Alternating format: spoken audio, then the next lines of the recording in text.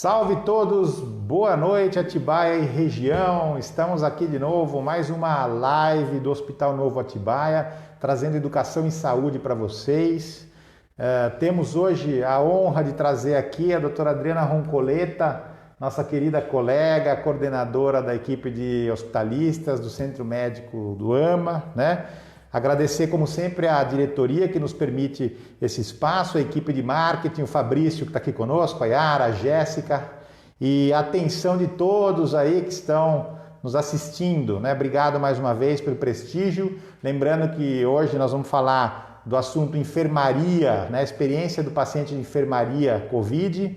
E a gente quer só reforçar aqui que além do link do Facebook, do canal do Hospital do Facebook, nós também estamos disponibilizando o canal do YouTube do hospital. Então todos os vídeos das lives que fizemos estarão lá no canal do YouTube do Hospital Novo Atibaia. Certo, pessoal? Adri, queria que você desse boa noite para o pessoal aí. Boa noite, pessoal. Obrigada pelo convite, Meneghel, pela toda a equipe do Hospital Novo Atibaia. É um prazer estar aqui com vocês. Eu acho que essa troca de informação, troca de experiência é super válida. Eu agradeço imensamente o convite, tá? Seja bem-vinda, como Obrigada. sempre, né? Vamos lá. E a gente vai seguir a nossa estrutura aí, as perguntas com uma sequência didática para facilitar o entendimento, a participação de vocês. Fiquem à vontade para trazer as perguntas, tá? Adri, vamos lá. Começando pela definição. O que é uma enfermaria hospitalar?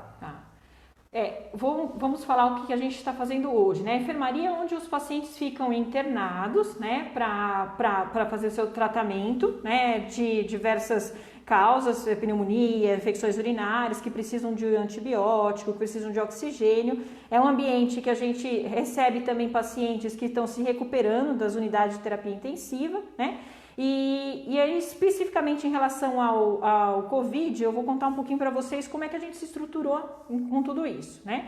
Hoje, vocês já ouviram falar bastante em outras lives, mas o Hospital Novo conseguiu dividir muito o atendimento dos pacientes Covid e não Covid, desde o pronto-socorro com o Luciano, as UTIs separadas e as enfermarias também, né? Então, nós dividimos os atendimentos. Hoje, um paciente que está internado por uma infecção urinária, ele não fica no mesmo lugar que um paciente internado por Covid, ele está com essas estruturas separadas, tá? E como é que foi tudo isso, né? A gente já está aí com uma experiência de 4 meses, né, cuidando desses pacientes, e o que a gente pode compartilhar com vocês, né? Inicialmente, quando começou-se tudo aqui, a primeira coisa que a gente teve foi medo, né? O que nós vamos fazer? Como é que nós vamos fazer? Como é que nós vamos lidar? Depois desse medo, a gente falou, vamos levantar as mangas, trabalhar e estudar, pesquisar e se unir, né? Então, a equipe, que é uma equipe multiprofissional, né? Médicos, enfermeiros, fisioterapeutas, auxiliares, psicólogos, fono, se estruturaram numa unidade de internação para atender os pacientes Covid. E aí a gente está tendo a nossa experiência aí já em 4 meses do nosso trabalho em equipe, que inicialmente, né, nós ficamos assim receosos, mas logo já conseguimos nos organizar, fizemos treinamento de paramentação para toda a equipe, fizemos treinamento de intubação para toda a equipe, reciclagem para toda a equipe, até que para a gente pudesse se sentir seguro para poder estar atendendo esse tipo de paciente. Tá? Hoje, nas enfermarias das unidades Covid, né, a gente separado, a gente atende então o paciente que internou por um desconforto respiratório e que precisa de um suporte de oxigênio, mas ele não está tão grave tanto para poder ir para a UTI, né? Ou também eu recebo o paciente da UTI para terminar a reabilitação dele antes dele ir para casa, tá? Então, basicamente, quem fica conosco nas unidades de internação são os pacientes mais leves, né, que estão aí precisando de um suporte de internação, ou os pacientes que estão se reabilitando para ir para casa, tá? Então, essa é a nossa estrutura de enfermaria atual. Certo. Adri, quais os profissionais que hoje a gente tem lá na enfermaria? Assim? Tá. É o médico, quem mais? Então, a equipe é uma equipe multiprofissional, tá? Nas unidades de internação a gente tem o médico, a gente tem o fisioterapeuta, que a gente conseguiu intensificar a equipe de fisioterapia por conta da questão respiratória, né? Nós temos as fonoaudiólogas, a gente tem os enfermeiros, os técnicos de enfermagem, a psicologia, dando esse suporte de atendimento aos pacientes. Esqueci de alguém, mas não, pelo amor de Deus. Fono, tem fono, psicologia e a fisioterapia, né? Essa é a equipe que trata dos pacientes. A Nutri também. Nutri também, não, a Nutri também, não posso esquecer de ninguém. O mais importante que eu falo, né, Meneghel, é ajustar essa equipe, né? Então, inicialmente, o que a gente fez para ajustar a equipe? Muitas reuniões, muito treinamento. É normal, nós profissionais da área da saúde estamos participando assim, um pouco da história do Covid, né? O início de tudo isso, é uma questão de muita incerteza inicial. Então a gente se reuniu muito, discutiu muito e aí a equipe vai se formatando, né? E hoje a gente tem uma equipe muito coesa, que trabalha muito unida, né, em todas as áreas, né, e que podem, de todas as multiespecialidades, e que consegue, né, ter mais segurança e, vamos dizer assim, capacidade técnica para cuidar desses pacientes. A equipe médica que cuida desse paciente de enfermaria é a equipe de hospitalistas clínica médica, exatamente, né? Somos nós Mas, hospitalistas. Eventualmente, as outras especialidades também precisam. Sim, e se o paciente, participam. exatamente. Quem cuida são os hospitalistas, mas se ele precisa de uma avaliação neurológica, a equipe de neuro nos ajuda. Se ele precisa de uma avaliação da cardiologia nos ajuda, né? Então a gente tem as outras equipes acompanhando em conjunto conosco. Mas hoje quem acompanha diariamente esses pacientes são os hospitalistas. O suporte da infectologia também, o Dr. Murilo está constante. Coitado, né? Do Murilo, né? Sempre sugado. Mas é sem dúvida. Murilo, obrigado, hein? Te agradeço. Certo. Bom, acho que já comentou um pouco, né? Mas vale reforçar.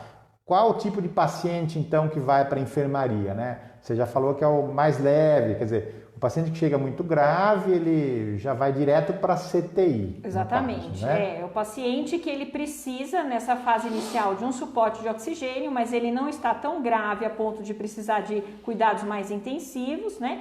E que ele acaba internando pelo pronto atendimento e indo para nossas unidades, né? Ele vai fazer fisioterapia, ele vai se intensificar as medicações endovenosas, ele vai receber o cuidado da nutrição, da fono e de toda a equipe lá. E existe uma rotina ali, são pedidos exames, né, diariamente para ver a monitorização da situação clínica dele, né? Sim.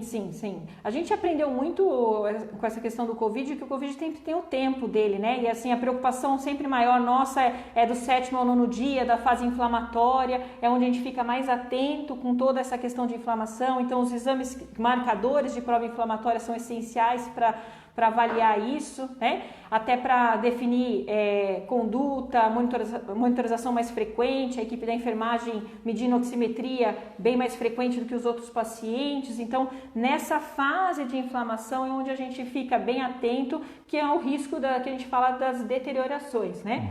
É importante porque a gente inicialmente se falava muito, né, Covid, intubação precoce, temos que correr, e aí como é que a gente vai atuar nós nas unidades de internação em relação a isso? E logo no início, no paciente zero, nós conseguimos já documentar um protocolo de deterioração específico para o Covid. E esse protocolo de deterioração mostra o quê? Sinal de alerta para toda a equipe que eu corro o risco desse paciente precisar da CTI ou precisar de uma intubação. E eu preciso fazer isso nas melhores condições do paciente e da equipe, tá? Então, a abertura desse protocolo é uma abertura multidisciplinar, a físio, a enfermagem, o médico pode abrir esse protocolo, ele vai ser monitorado bem de pertinho, tá? Tanto a oximetria, quanto o nível de consciência, quanto a PA, quanto a temperatura, todos os sinais vitais.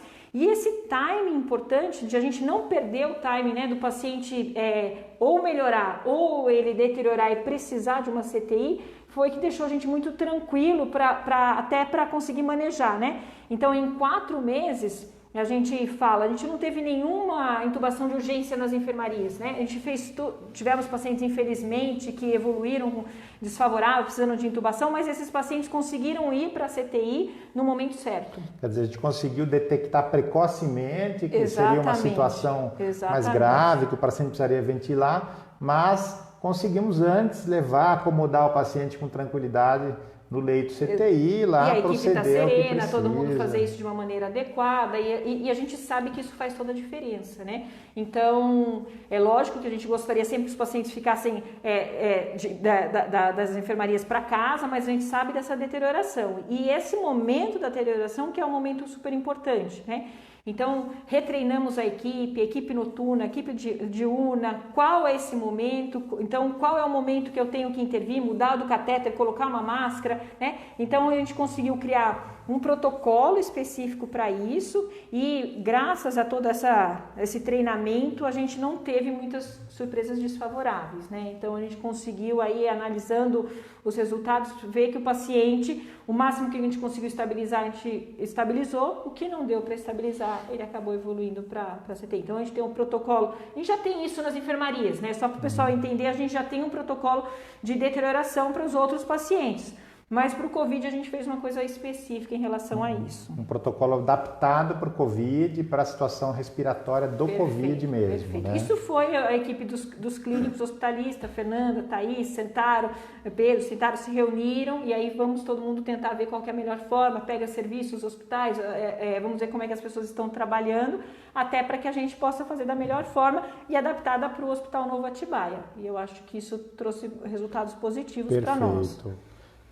Bom, você já comentou bastante coisa, mas mudou muito a rotina, porque a enfermaria onde estão os pacientes Covid hoje era uma enfermaria geral, de clínica médica, né? Isso. E mudou muita coisa na rotina dessa enfermaria, além dos equipamentos de proteção individual, assim, o fato de não receber acompanhantes ou familiares, o que mais mudou assim na rotina? A nossa paramentação, né, que assusta todo mundo, né? Então a gente se paramenta e assusta e incomoda muitas vezes a máscara. Hoje a gente até já se adaptou a isso, né? Mas no início, ficar o tempo todo com a máscara, ficar todo o tempo com o avental, ficar com óculos, né? Então a paramentação da equipe foi algo que no começo a gente teve muita dificuldade e a gente, sempre reclamando, meu Deus, eu não aguento essa roupa, eu não aguento essa máscara, né? A equipe também... Ainda bem que foi no inverno, Exatamente. Né? Se no verão tava todo mundo, né? E olha que engraçado. Spa, né? Ia suar até... E aí eu esqueci, a gente fez um protocolo de como se paramentar e colocou nas portas dos quartos, né? Uma coisa que a gente sempre ressalta, é importante da nossa estrutura, é que cada um dos quartos são individuais e a gente tem pressão negativa nesses quartos, né? E o Murilo sempre nos fala, isso é uma vantagem enorme para o Hospital Novo Atibaia, né? A gente ter essa pressão negativa até para não disseminar. Isso aí assim, é o quê? O ar nunca sai de dentro do quarto e vai para o corredor do hospital. Isso. Ele sempre vai ter o fluxo de vir do corredor, entrar no quarto e subir pela tubulação, ou seja, o vírus, porventura, que esteja na suspensão do ar do quarto, ele não vai para o corredor, né? Então ele sobe, ele é aspirado, vamos dizer assim. E como a nossa unidade tem isso, né? Isso é uma coisa que nos deixa mais seguros e a todos os profissionais de saúde também. Nós colocamos, né, na porta dos quartos um protocolo de paramentação, né? E aí esse protocolo de paramentação, primeiro mantenha a calma, né? Começa assim, mantenha a calma. E um dos dias, uma das meninas mais fofas da limpeza aqui, né, tava lendo e eu falei assim, você vai se paramentar? Porque a gente tem que cuidar um do outro aqui no hospital, né? A gente tem que cuidar da nossa equipe, E ela falou assim, não precisa me ajudar, doutora, é só ler aqui que eu já tô seguindo o protocolo. E aí, isso facilita. Então, a nossa serviço de higiene estava na porta, lendo e se paramentando para limpar o quarto, né? Isso deixa a gente mais seguro, né? De como mexer, como manipular e tudo mais. Então, uma das diferenças é a gente teve que se paramentar, né?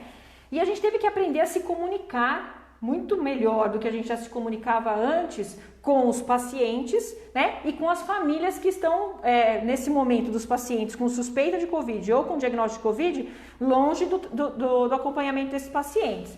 Então, quais foram as nossas dificuldades, né? As dificuldades foram que eu tinha que conversar com o paciente sem a família, né? Uma família em casa, né? E aguardando notícias, ansioso por todo o que está acontecendo, o tratamento e tudo mais, né? E aí a gente teve que fazer esse link, né? De como eu vou pegar todas as informações, porque lógico que se é um paciente que pode conversar bem é fácil, mas se é um paciente idoso, que tem alguma dificuldade, ter as informações fica muito mais complicado. E aí a tecnologia nos ajudou, Meniguel, porque um simples telefone, né, com o WhatsApp, né, pôde trazer um pouco da família mais perto de nós, né? Então a gente tem um telefone nas unidades. Esse telefone é um telefone que eu converso muitas vezes com as famílias, né? Se alguma delas estiverem aí, vocês sabem que eu converso com todos vocês. A gente liga diariamente para essas famílias até para passar o estado geral do paciente, para retirar melhor uma história, saber qual remédio tomava em casa, se o paciente não tiver condições de conversar, né? Então a gente precisa complementar essas informações, né? E aí o que a gente tenta trazer também, né, um pouco dessa família que está em casa para perto do paciente, né? Porque a incerteza, né, do diagnóstico, olha, o paciente está internado, suspeita de Covid ou Covid, deixa as famílias muito sensibilizadas e o próprio paciente muito sensibilizado, né? Nós tivemos muitos problemas de ansiedade, de dificuldade de lidar com a notícia, e isso, né, vamos dizer assim, a gente consegue entender isso, mas a gente também precisava trabalhar com essa questão com os pacientes. E a questão de dar mais informação para as famílias e para o paciente tranquilizou muito. Então, no começo, eu lembro que as famílias falavam assim: nossa, doutora, eu não saí do lado do telefone, ainda bem que a senhora ligou. Eu falo: olha, eu vou ligar todo dia, meus colegas, o pessoal da equipe. Então, agora as famílias vão ficando mais seguras, que sabem que vão ter essa ligação, né? Terminando a nossa rotina de plantão, a gente vai tentar, vai falar com todas essas famílias e a gente vai vendo que as famílias vão ficando mais serenas, né? As ligações são de vocês com os familiares são por voz, né? Por voz. As ligações são por voz. Aí tem os nossos pacientes, que muitos estão internados, já estão conectados, né? Então eles já conseguem falar com as famílias, mas a gente tem os pacientes mais idosos ou os pacientes que não têm essa possibilidade de conversar com a família. Aí esses pacientes a gente faz videochamada, tá? E olha, Meniguel, é emocionante a gente como médico, né? Quando você entra na casa das pessoas por videochamada, né? Então, eu lembro de histórias de eu chamar as famílias e aí as famílias querendo mostrar netinho, o cachorro. Olha, vem ver aqui como é que está, avó, vem aqui. E assim, você começa a entrar, né? Mostrando para aquele paciente que está internado um pouquinho da família dele em casa, né? E isso, para nós que a gente trabalha muito com as famílias e vê essa questão da incerteza, foi momentos que a gente fica muito emocionado, né, de ver toda essa questão do carinho e dessa necessidade de se mostrar presente. A gente recebeu muitos vídeos de famílias mandavam um vídeo, mostra para a avó que está lá, a netinha dela. Então a gente mandava e mostrava para a família, olha, mostra o cachorrinho. E a gente mostrava. Então essa questão da tecnologia com um único celular, né, e a questão dos vídeos serem encaminhados e as videochamadas fez com que a gente conseguisse se aproximar bastante. Tá? Se aproximamos bastante. Então, é lógico que é muito difícil, ainda entendo, né? Eu sei que é angustiante para uma família ter alguém internado e você não está podendo estar do lado ou você não está acompanhando diariamente, mas a gente tenta usar recursos para isso. Eu acho que quando o paciente é mais jovem, ele atua, ele diz como é que ele está, o que está acontecendo. Exatamente. Quando o paciente é idoso, tem menos acesso, né, com o telefone, fica aquela coisa, né? Será que estão cuidando bem, né? Ele não consegue se comunicar às vezes. E às vezes até para o paciente idoso, né? Eu tinha um paciente internado que ele falava assim: doutora, o Hospital Novo é ótimo, a senhora é ótima, aqui a estrutura é excelente, mas a minha família deixou a desejar, não veio me visitar uma vez aqui. Aí eu falei, mas senhora, eles não podem, não podem. Não, eu vou chegar na minha casa e eu vou dar uma bronca na minha família. E aí eu falei, olha, vamos tentar falar com eles, né? Porque para o paciente idoso que muitas vezes está internado, ele não entende que a família não pode estar vindo, né? Às vezes a gente tem pacientes já com quadro de demência, de declínio cognitivo, né? Hoje a mesma paciente que ela falou assim, eu não entendo porque minha filha não veio ficar comigo. Eu não entendo porque ela não veio. Eu falei, minha senhora, eu vou explicar. Ela tá desesperada. E a filha, coitada, ficou dando volta no quarteirão aqui para dizer que estava perto dela, né? E aí eu falei, olha, sua filha tá com o carro aqui no quarteirão, pertinho da senhora, mas ela não pode subir, né? E são essas questões que a gente vai lidando, que a gente vai tendo que aprender a lidar com isso, né? Além disso, eu falo que a gente tem que aprender a ser transparente, passar informação usando toda aquela roupa, né, Meneghel? Pois é. Nós temos que aprender a sorrir com os olhos, né? A gente tem que aprender a se comunicar com os olhos, porque não podemos ver a nossa boca, né? Não podemos ver o nosso rosto. Uma coisa muito interessante que as meninas estão utilizando são as fotinhos nem delas. Cabelo, né? Porque tá todo mundo nem de touca. Nem então, cabelo. As pessoas nem reconhecem, né? Que é você. Tá de óculos, então reflete. Então, na verdade, é uma voz, né? Que voz, aparece lá e as pessoas são todas iguais. Exatamente. E eu vejo muito que, assim, às vezes os pacientes falam, eu conheço essa voz, é minha, eu conheço a voz do doutor tal. Então, a gente vai vendo que a gente tem que se comunicar melhor com os nossos, né, com outros sentidos nossos, né, que a gente antes usava muito da linguagem corporal, do sorriso, do acalento, do abraço, de segurar. E a gente agora está tendo que aprender a se comunicar de outra forma. Faz parte, né? A gente nunca imaginou que a gente ia conversar com tantas pessoas por telefone, mas a gente tem que... Comunicação é tudo na área da saúde, né? Então, se a gente não se comunica com os nossos pacientes, com os nossos familiares, com os nossos profissionais, a gente está falhando nisso. Então, a gente tem que aprender novas estratégias de comunicação. Você já comentou um pouco essas questões psíquicas, assim, você já falou, né? Ansiedade, angústia, depressão também, a gente vê insônia, delírio, né? O paciente idoso que às vezes não tem o acompanhante, fica agitado, né? Quer sair da cama, não pode. E a questão de por que comigo aconteceu, né? Então, assim, por que eu tive Covid? A gente vê muito, assim, essa dificuldade, mas eu não saí de casa, eu saí só um pouquinho. Então, assim, essa angústia, essa dificuldade e da incerteza. A gente também às vezes vê muita notícia que o paciente fica, nossa doutora, mas vai faltar leito aí? Eu falei, calma, tá tudo certo. Não, transformar um pouco da notícia que chega para os pacientes para a realidade deles, né? Então a gente vê muita ansiedade, e a ansiedade piora a falta de ar, né? Então às vezes a gente vê as pessoas muito ansiosas, a gente tem usado até medicações às vezes para ajudar nisso. O apoio da psiquiatria também tem nos ajudado muito em relação a isso, a psicologia também, porque o diagnóstico de uma doença, né, que como o Covid, faz as pessoas ficarem muito receosas, assim, né? E o idoso também, longe do acompanhante, tem outros problemas, né, que é o delírio, a agitação, essa questão aí também que traz para o nosso cotidiano diário, né? Adri, e assim, essa história toda você já falou, né, que no começo a gente estava temeroso, né? E agora como é que está a equipe? Está mais tranquila, já domina, já sabe mais ou menos o padrão do paciente, já tem aquele olhar refinado, já vê quem vai piorar, quem não vai. A equipe de enfermagem, a equipe multi também refinou já esse olhar, né? Já tem uma bagagem, são 4 meses, né? Eu falo, as nossas técnicas, as nossas auxiliares, né, que estão ali na linha de frente, elas são as guerreiras, né? E aí, assim, você vê que são mulheres assim que estão ali no dia a dia. Eu tiro o chapéu para todas elas. E o que eu acho que é a questão da equipe, assim, inicialmente todo mundo ficou muito assustado. Mas é um chamado à vocação, né? Médica, a vocação da área da saúde. Nós nos formamos para cuidar, né? Então eu acho que assim é um chamado e a gente não pode agora falar, não, vou fazer arquitetura, né? A gente tem esse chamado e eu acho que é uma responsabilidade, e você vê isso em muitos profissionais, né? E o que eu acho que trouxe de benefício, a gente marcava um café à tarde, final de plantão, né, Meneghel? Até para conversar e ouvir quais eram as incertezas da equipe, porque a gente tem que cuidar da equipe. Hoje a gente se fala muito nos burnouts, nos médicos, nos enfermeiros, todo mundo muito estressado, mas a gente tem que cuidar da equipe. E uma das primeiras coisas que a equipe comentava comigo era, doutora, e se eu levar a doença para casa? Essa é a minha primeira preocupação, né? Então, quando você conversava com as nossas enfermeiras, os nossos técnicos, eles tinham medo de contaminar alguém, né?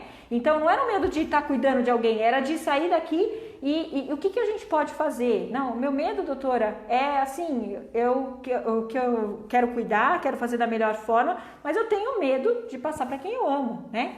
E a gente falou, olha, nada como chegar em casa, aquele bom banho, né? Tomar um banho aqui, tomar um banho lá, tirar toda a sua roupa, fazer de uma maneira... E é lógico que essa era uma preocupação nossa, de toda a equipe, né? E aí um começou a cuidar do outro, né? E eu acho que isso é muito importante. Eu sempre falei, olha, quando eu for entrar paramentada, vê se eu tô certa. Você, quando for entrar paramentada, vê se o outro tá certo.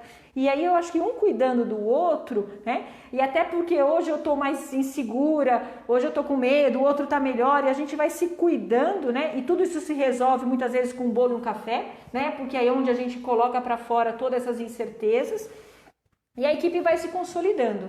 Hoje eu vejo uma equipe muito, muito bem desenvolvida, com todas as dificuldades, cansaço, né? E acho que a gente não pode tampar o sol com a peneira, tem todas essas questões também.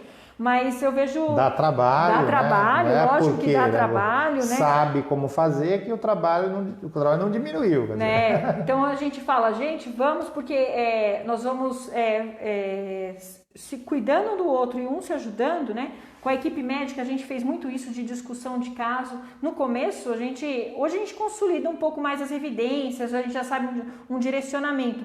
Mas se você deixa um médico, né, sem ter com quem compartilhar o tratamento, qual é o melhor, o que a gente vai fazer, como a gente vai fazer, então a gente fazia as condutas todas compartilhadas, tá?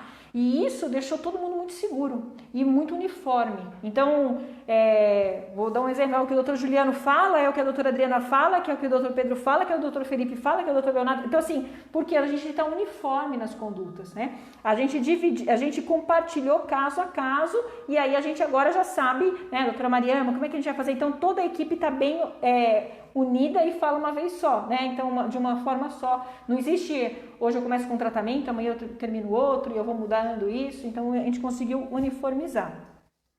É difícil, eu acho que é desgastante.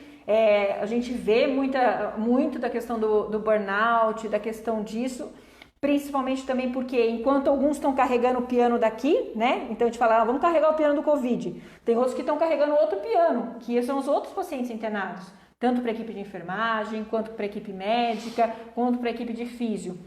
E esses outros pacientes que estão internados, o que a gente tem discutido muito é que a gente está vendo pacientes muito graves, né? Então, antes a gente não tinha pacientes tão graves internando com tanta frequência. Uma das coisas que a gente levantou será que nós não estamos segurando muito tempo em casa e deixando de ir ao hospital no momento certo, né? Conto uma história para você, uma paciente que eu fui avaliar que estava com falta de ar e dor precordial há 2 semanas. Normalmente a dor no peito leva os pacientes ao pronto-socorro mais rápido. Por conta do Covid, ela segurou em casa 2 semanas, né? E aí quando ela chegou, ela precisou o quê? De uma UTI, de droga vasoativa, de todo um aparato que talvez se ela tivesse procurado um pouco antes o serviço, a gente não tivesse esses pacientes tão graves. Os nossos pacientes idosos, né? Não, eu seguro muito, mas às vezes era só uma infecção urinária e quando eu chego no hospital ele já está mais comprometido e o tratamento tem que ser... Já é uma septicemia, exatamente, por exemplo, já disseminou, né? Já disseminou. Então a gente vê que o não Covid, né? Que a gente ficou com pacientes muito graves. Né? E pacientes que também demoraram muito, é lógico, eu entendo a população com medo de vir ao hospital, mas eu falo, o hospital, ele precisa, assim, os serviços de saúde, eles vão melhorar esses pacientes, né? Então a gente não pode deixar retardar essa procura para os serviços de saúde, e a gente tem visto muito paciente grave internado. Sem dúvida. Lembrando, né, que o acompanhamento médico nos nossos ambulatórios são feitos com todo cuidado a respeito das salas de espera, a gente bloqueou os assentos respeitando a distância mínima, né? Perfeito. E a gente reduziu as agendas, o intervalo de consultas, para que não haja aglomeração na nossa instituição. Mas, ao mesmo tempo, nós não deixemos de prestar assistência com as especialidades para que os pacientes continuem cuidando e zelando pela sua patologia crônica, pela sua condição de saúde, né? Impedindo que eles piorem em casa e venham em estado pior, internem pela patologia, até mesmo que não tenham Covid. Exatamente. Né? Ou se eu tenho Covid, pelo menos meu diabetes está compensado, minha hipertensão está compensada, né? E essa é a grande preocupação nossa, né? Olha, vamos continuar nossos tratamentos, vamos continuar o que a gente já fazia previamente. É lógico que priorizando, mas a gente não pode deixar esse tipo de tratamento, porque o paciente, além de ter Covid, vem com uma diabetes descompensada. Além de ter Covid, ele pode ter um quadro aí cardíaco que não está sendo investigado. Continuar o acompanhamento, né? Sem dúvida. Tem algumas perguntas aqui. Oba. Eu vou começar, tem algumas aqui pontuais. A Carmen Daniele, obrigado pela pergunta. A Carmen perguntou se o HNA adotou algum protocolo no PS para identificar quem está com Covid. Acho que vale a pena você falar um pouco sobre o diagnóstico. O diagnóstico, a gente trabalha muito com o diagnóstico clínico, né? Os sintomas do paciente, isso é super importante. A gente tem que ter os sintomas respiratórios, a síndrome respiratória aguda grave, mais exames laboratoriais e tomográficos. O diagnóstico vem através da confirmação de exames, né, de PCR, o SWAB, mas para você pensar num paciente suspeito, a história é importante, a história clínica desse paciente é importante, né? E a questão dos sintomas que esse paciente apresenta também é importante, né? Hoje a gente fica muito ansioso falando de resultados de exames e teste, isso e aquilo, mas a gente não pode esquecer da história clínica. Então, assim, o paciente tem uma história clínica condizente com o Covid, ele tem sintomas respiratórios, ele teve falta de ar, ele tem febre. Não, ele não tem nada disso. Então, calma, vamos pensar na primeira, assim, a gente já sempre fala muito disso, mas a clínica é super importante, tá? Então, o PS faz essa triagem desses sintomas respiratórios, dessas imagens tomográficas que nos ajudam bastante, dos exames laboratoriais e sim da coleta do exame do Covid, né? Então, a gente faz esse teste sim, principalmente para os pacientes que vão internar. Lembrando, Carmen, que a gente tem o protocolo para diagnóstico, né? Perfeito. Que a gente usa a recomendação do Ministério da Saúde, das Sociedades Brasileiras de Especialidades, né? Validado internamente, também um documento validado internamente pelo nosso comitê, né? E assim, a gente tem também o protocolo de saída do Covid, né? Quando que a gente acha que não é mais e precisa sair da área, né? Perfeito. Para outro setor. Então a gente tem isso tudo protocolado, né? Continuando com a pergunta, Andréa Riva, obrigado pela participação mais uma vez, Andréa, como sempre, uma pergunta bacana, como está a ocupação no HNA, né? Acho que eu posso dizer, a macro está na casa de 60%, a gente não passa disso. Na enfermaria hoje, que é o nosso assunto, a Adriana pode falar. Nós estamos aí a gente tem 20 leitos, né? Nós estamos com 12 leitos ocupados, né? A gente viu um aumento nessas duas semanas, né? Mas a gente está com essa ocupação na enfermaria. Mas a gente, na verdade, sempre, assim, a gente teve abril, maio, né? E a gente mantém esse platô, exatamente. Não teve nenhum pico, não chegamos em nenhum momento acima de 90%. Estamos mantendo a toada, né, Adri? Sim, sim. E mais uma pergunta aqui, Moacir Silva, obrigado, Moacir. Quando que um paciente precisa ser entubado? Tem uma equipe especial para contar para o paciente e a família desse procedimento, desse agravo? Então, até hoje eu discuti com um colega, né, e ele falou assim, nossa, Adri, o paciente foi para UTI, eu levei esse paciente com protocolo para UTI, ele foi entubado, eram 2h30 da manhã, e eu tinha que ligar para a família, né? E eu ligo ou não ligo? Eu falei, liga, a família está esperando, né? Então, eu falei com o nosso colega, eu falei, não, você vai ligar independente do horário que seja, né? A gente vai dar essa informação. É duro para nós médicos e profissionais da área da saúde conversar isso por telefone, mas a gente sabe que é o recurso que nós temos agora e acho que a informação precisa chegar a todos vocês, tá? O ambiente mais adequado para um paciente ser entubado é um ambiente como a unidade de terapia intensiva, né? Onde a gente consegue fazer isso e por isso que a gente comentou um pouquinho sobre aquela questão do protocolo para eu tentar estabilizar esse paciente ou se eu precisar de uma intubação, que ele vá para uma unidade de terapia intensiva. Mas os familiares vão ser comunicados sim. Tá. Adri, só para assim, descrever bem o pessoal, na enfermaria qual que é o suporte respiratório que é dado? Até onde a gente vai? A gente utiliza os catéteres nasais e as máscaras que a gente fala não reinalantes para não aerolizar, tá? Então a gente tem esse protocolo, você vai subindo, né, a quantidade de fluxo de catéter de oxigênio. Se ele não é o catéter de alto fluxo. Não é o catéter de alto fluxo. Esse catéter é o catéter nasal comum. Isso, exatamente. Que todos já conhecem, aquele verdinho. Que fica no nariz e tudo mais. Óculos cômodos, né? E aí a nossa vai mensurando através do esforço respiratório, da taxa de saturação, né? Se a gente não consegue manter uma boa oxigenação com esse catéter, a gente utiliza aquelas máscaras não inalantes que ficam com aqueles saquinhos assim. Certo, perfeito. Na pergunta estruturada, tem parecida essa com do Moacir, né? Caso o paciente da enfermaria piore, quem faz seu atendimento, para onde ele vai, quem decide, né? Eu acho que você já falou, temos um protocolo de deterioração adaptado, onde essa informação ela é bem objetiva, né? Nós não temos dúvida, olha, se está assim, vai, se está assado, não vai, não é? Exatamente. Essa avaliação é feita constantemente, né? Adri, quais principais orientações, dica você daria para paciente ou familiar que precise internar na enfermaria? Eu acho que assim, o que a gente conversa muito com os familiares, né? A gente tem que se fazer presente mesmo não estando presente fisicamente. Como eu me faço presente, né? Como eu tranquilizo o meu familiar?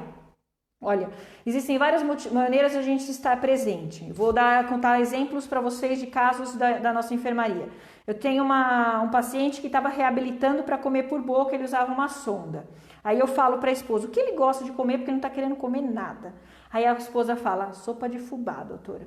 Aí eu falo, Fono, vem cá, posso dar sopa de fubá para ele? Não, doutora, se vier com a consistência certa, tá ok. Ligo para a família e falo, olha, vamos combinar o seguinte, a senhora prepara aquela sopa de fubá e traz para ele, porque aí a gente vai fazer com que ele volte a comer.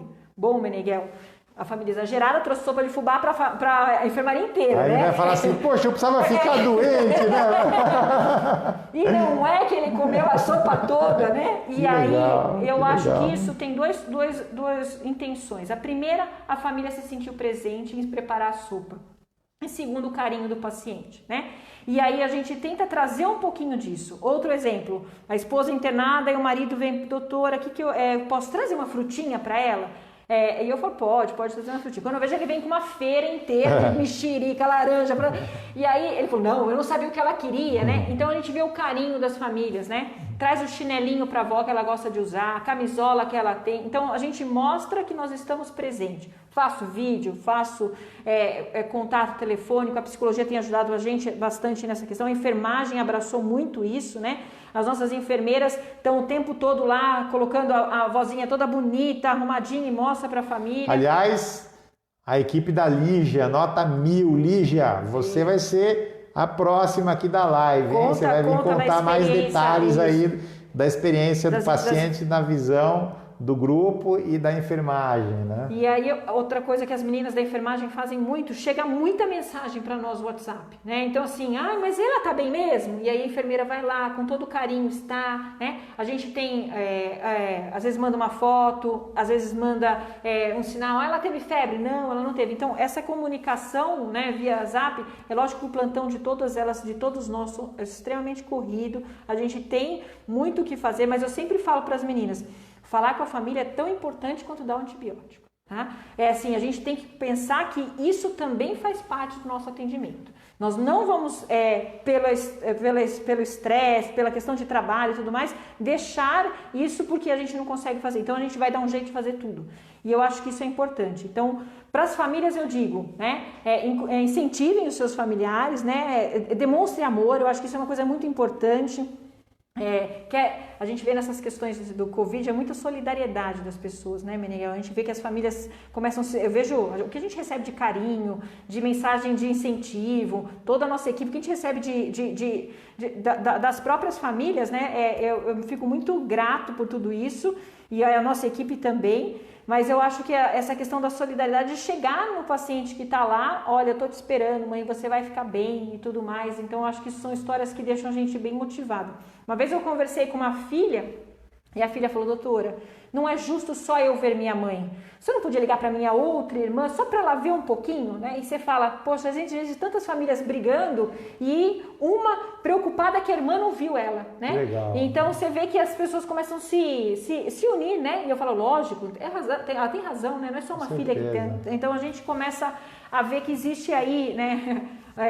Muita solidariedade em todas essas incertezas nossas nessa questão do Covid. Que maravilha, né? Grandes lições aí que a gente aprende, inclusive com as famílias, com os pacientes, né? Dris, lembra de algum caso difícil, assim, agora nesses 4 meses? Difícil, Meneghel, é quando a gente vê o paciente piorando.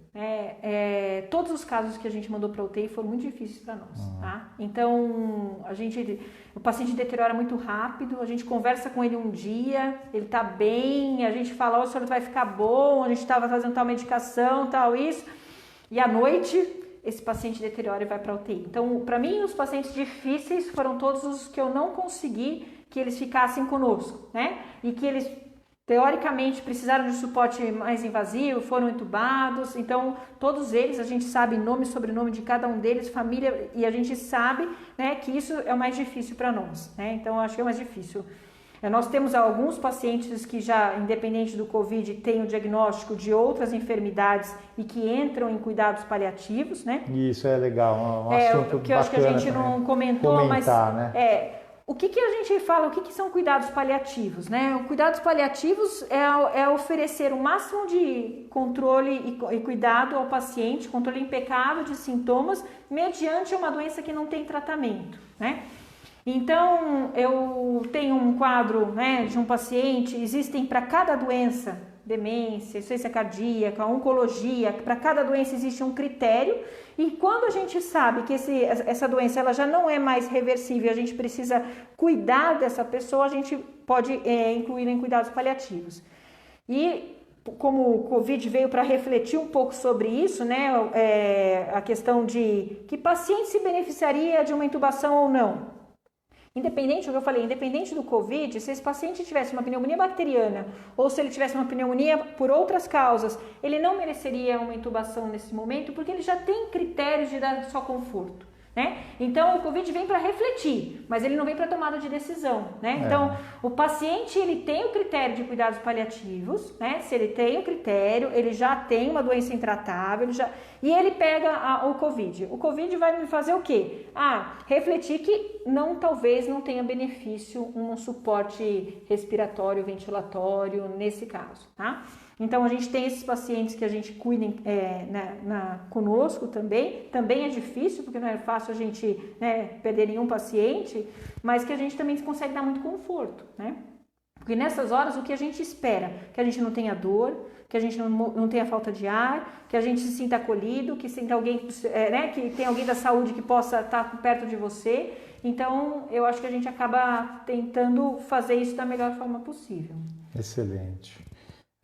O Moacir Silva enviou aqui também uma outra pergunta. Ele quer saber quantos dias, em média, o paciente que fica na enfermaria passa internado, né? Então, assim, acho que é mais ou menos do que... O que a gente tem aprendido, Moacir, é assim, demora a Covid para melhorar, né? Eu falo isso para as famílias, demora, né? Mais do que uma pneumonia bacteriana, que às vezes em 3, 4 dias o paciente vai embora. A gente tem aí, em média, 8, 9 dias de internação, né? A nossa média fica em torno de 8 dias. Então, assim, para mais ou para menos. Diferente das outras pneumonias, que a gente às vezes vê uma internação mais curta, a internação por Covid é uma internação mais demorada. Ele demora para tirar o catéter de oxigênio, ele demora para poder se reabilitar. Às vezes um paciente que veio da UTI muito frágil, então ele demora para isso. Mas a gente tem visto, o que mais eu acho que a notícia é importante, é muitos pacientes se recuperarem, mesmo nossos pacientes idosos, mesmo nossos pacientes acima de 90 anos. A maioria absoluta, inclusive, exatamente. Então, melhora e vai para casa. A gente dá muita alta, né? Eu acho que a gente dá mais alta do que a gente perde paciente, né? Muito, graças a Deus. Muito, graças a Deus. Então, mas há que ter o quê? Uma estrutura para cuidados, porque esse paciente precisa ficar internado um tempo muito maior. Sem dúvida. Adri, tocando nesse assunto, né, entrando um pouco mais em detalhe aí na enfermaria, quais os critérios de alta para casa?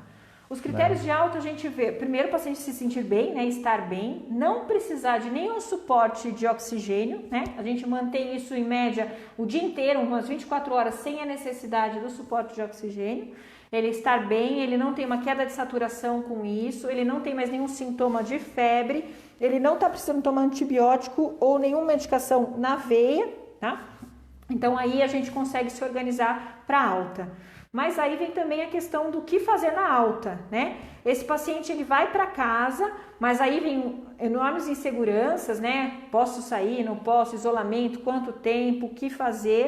Nós temos aqui um ambulatório de pós-alta, né? Que está absorvendo esses pacientes, tanto para os pacientes AMA aqui no Centro Médico AMA, quanto na chácara, que a gente atende também esses pacientes, para que a gente possa, né, tirar as dúvidas, ver como é que esses pacientes estão se comportando no pós-alta. A gente ainda não tem tantos estudos sobre isso, né? O que vai ficar de sequela pós-Covid? A gente tem visto o paciente se recuperar muito bem, mas a gente quer acompanhar esse paciente mais de perto. Então, a gente encaminha para um médico da nossa equipe para acompanhar esses pacientes quando eles têm a alta hospitalar, né?